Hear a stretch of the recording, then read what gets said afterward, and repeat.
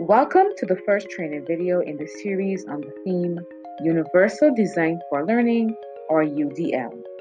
In this week's video, we will define UDL, explain the three tenets of UDL, highlight some best practices associated with each tenet.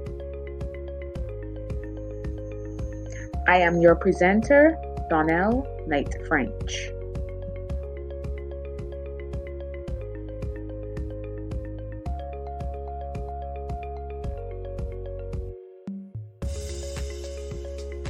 So, what is UDL?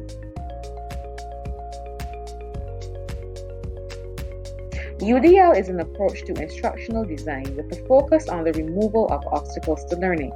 The main barrier that UDL seeks to address is the design of inflexible learning experiences, which students are expected to adapt to regardless of abilities, disabilities, or preferences.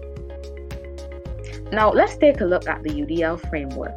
This is made up of three tenets: multiple means of representation, addresses content being presented in various ways; multiple means of action and expression addresses students being given options to demonstrate competence.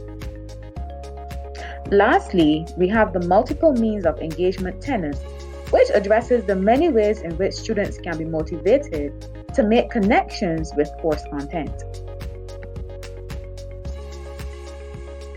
Let's take a closer look at the multiple means of representation tenet.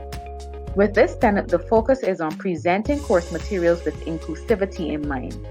With these materials, there should be options that are accessible and appealing to all students in the class. Multiple methods of presenting course content should be used. Let's take a look at UDL in action. A pie chart may have been used in a social studies class to show the number of tourists who visited Barbados and where they were from.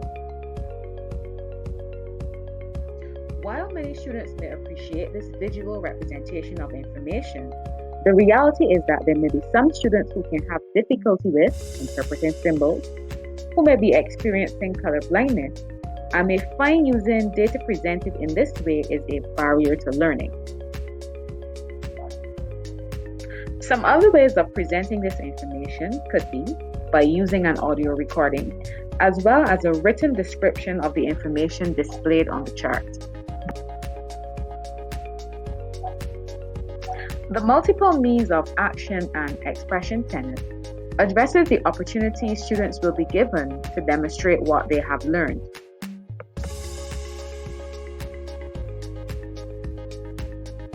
Let's take a look at a scenario where Timothy is studying the French Revolution in history class.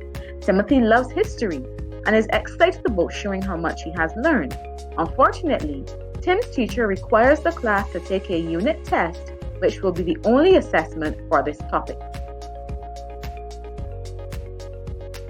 Timothy sinks into a state of despair because he suffers with anxiety and always does horribly on tests.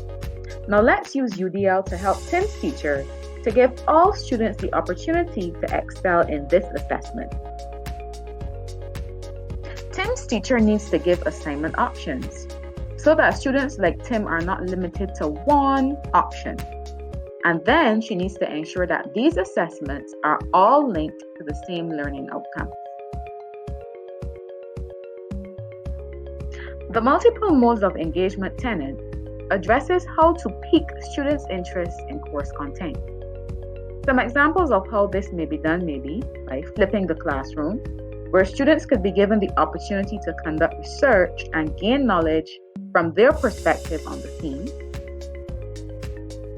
Collaboration with peers can also be used, and this will allow students to understand a topic from multiple perspectives as they engage in discussion. Project-based learning and linking students' interest to content and activities are also useful methods of increasing levels of student engagement. So let's recap.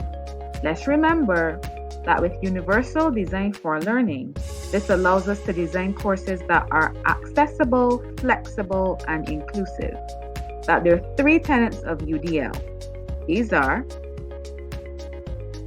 multiple means of representation, different ways of presenting course information, multiple means of action and expression, offering flexibility and option in terms of assessment, and multiple modes of engagement, finding creative ways of motivating students to connect with the course material.